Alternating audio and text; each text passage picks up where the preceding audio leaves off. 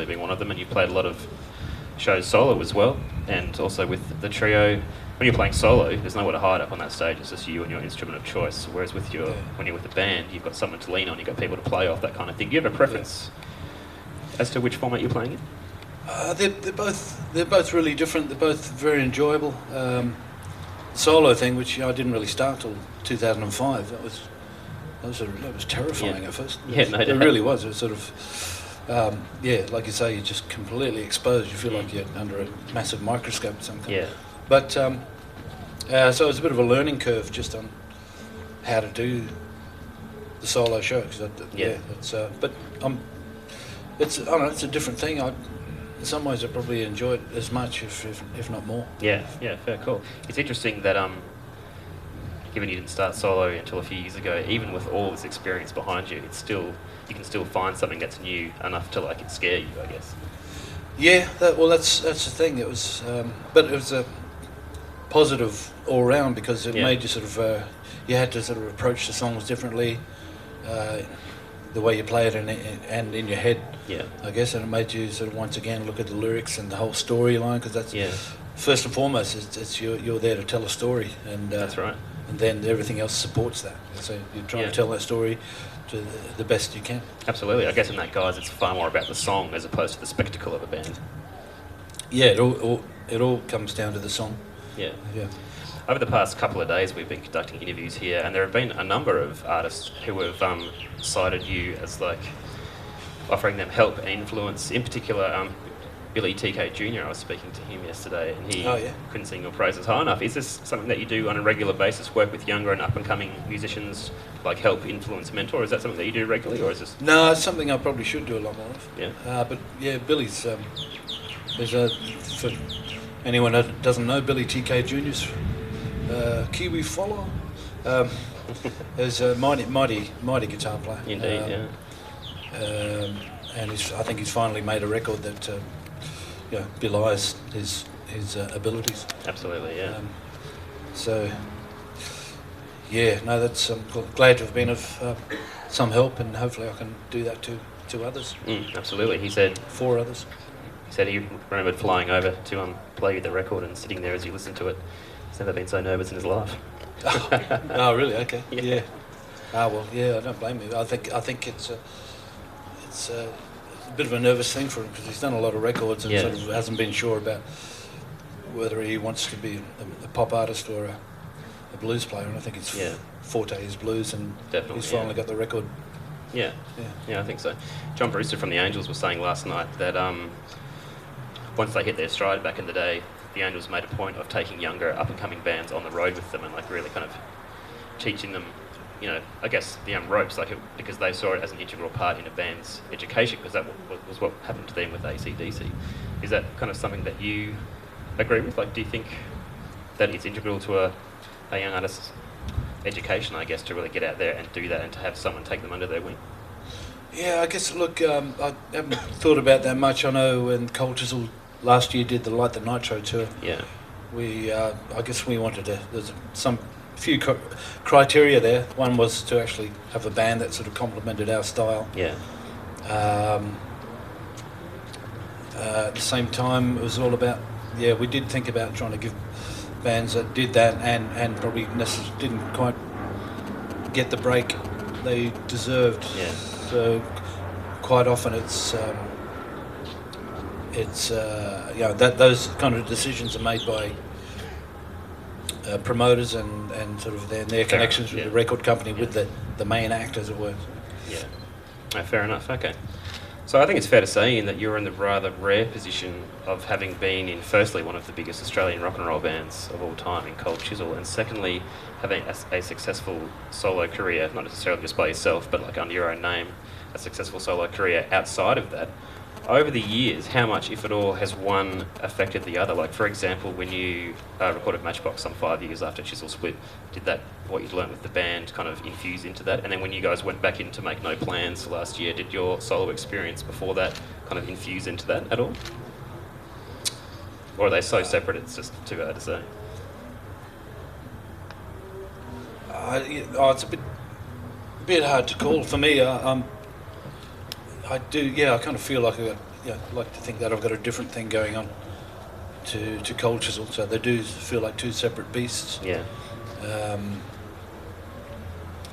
But initially there was that sort of the early days, that you went out and said, no, I don't want the association with Cold Chisel. I'm an artist in my own right, all that sort of stuff. Yeah. Don't you dare mention Cold Chisel on the advertising and initially got that. You sort of went out and every show you did, there was people screaming for K-San and all that kind of thing. But pretty soon you stuck to your guns, and people learnt that you weren't there to be a jukebox for a Cold Chisel jukebox. Yeah. But for the rest of it, I guess it's all about still trying to get better as a guitarist, as a singer, and keep making efforts to sort of to improve myself. Yeah, absolutely. And however that comes out on record, whatever that record that be at the time. Yeah. Hopefully it's all gone forward. But it'd take a long time at first to kind of become comfortable. I guess like people treating you as a jukebox. I guess was that something that over time was just water off a duck's back? Like after, I imagine at first it would have like really pissed you off. Oh yeah, look, it didn't take long. I mean, I guess for a start, I had fairly early in the piece, I had a whole bunch of new songs, and it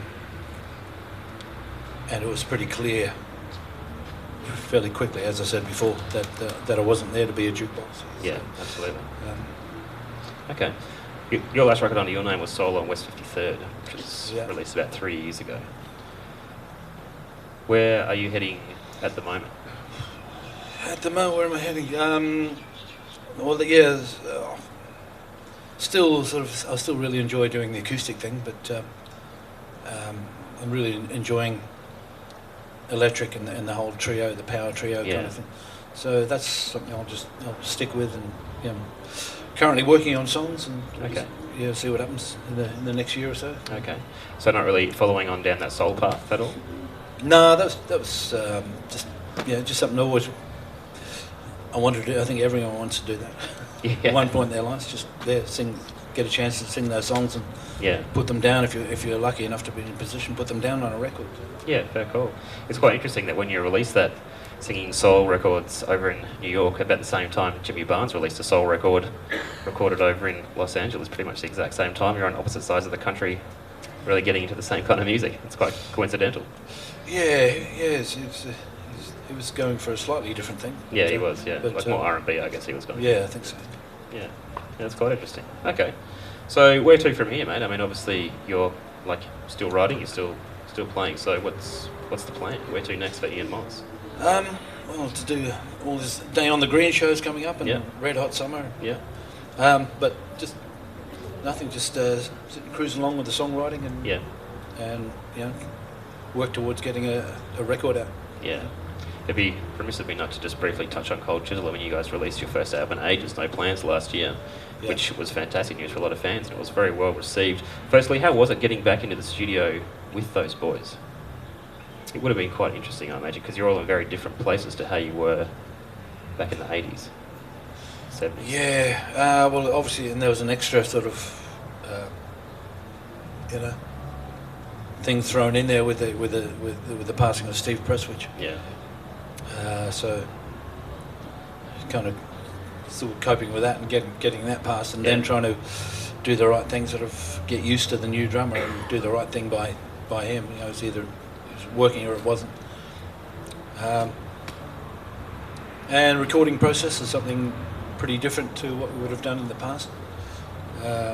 Fairly much just banged down a whole lot of takes and then left it with the producer. Okay. But it's good. It's still really live.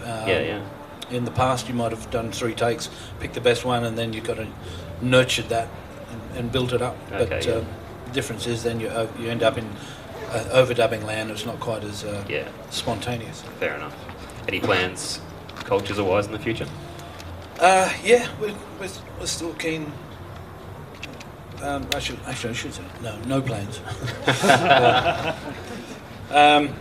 Because I suppose everyone's just there's nothing super.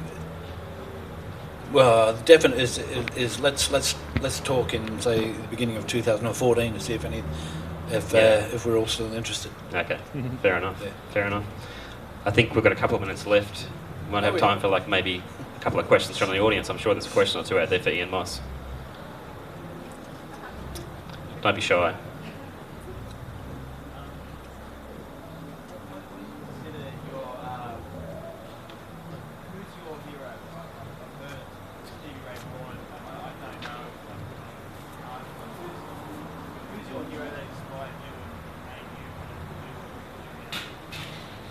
The question was, who's I guess who's my hero? I suppose you mean more like a guitar hero, and inspired me and made me want to do what I do.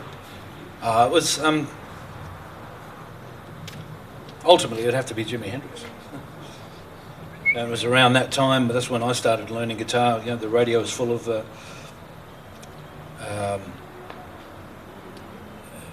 really was a revolution in music, because it was all, Yellow Polka Dot Bikini and James Hold the Ladder Steady. I don't know if anyone even recognises those titles, but songs like real sweet, yucky kind of pop stuff. And then suddenly there was Cream and Hendrix and Led Zeppelin, all that. So definitely those guys most seminal. Then there's other Blackmore. I was a big Blackmore fan. These days, I'm just, if you'd say, okay, name a hero. There's a French gypsy jazzer, or jazz, he can sort of rock as well. A guy called Borelli Legren is just amazing. Cheers. What about Australian artists? Who are you listening to locally at the moment?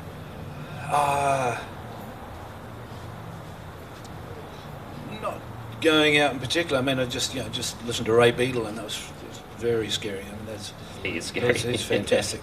Just indeed. Being Australian guitar players, you've got Ray Beadle, James Muller, Wayne McIntosh, who's a bit of a guy that hides away up in Cairns, but it's fantastic. Andy Hagen, to name a few. Any more questions for Ian? All right, I think we'll let you go and get ready for your closing set, mate. Mr. Ian Moss. Thank you.